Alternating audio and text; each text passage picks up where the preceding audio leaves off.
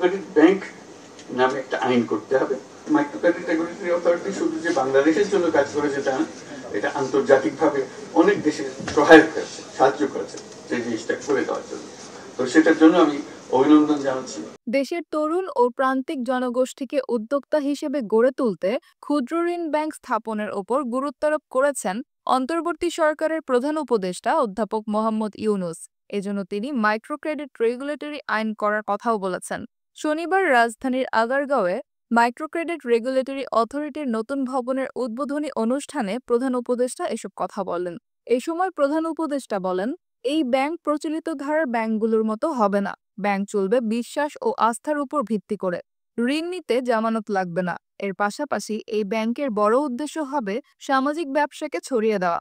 এই ব্যাংক যেগুলো হবে এগুলো হলো সামাজিক বাণিজ্যের ব্যাংক, সামাজিক ব্যবসার ব্যাংক।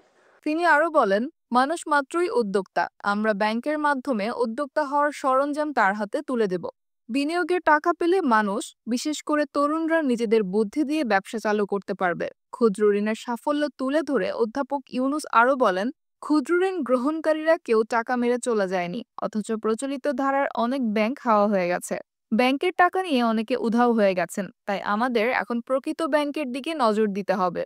এমআরএ কেবল বাংলাদেশের ক্ষুদ্র ঋণের জন্য নয়, বরং পৃথিবীর অন্যান্য দেশের জন্য ভালো কাজ করছে বলেও মন্তব্য করেন অধ্যাপক ইউনূস।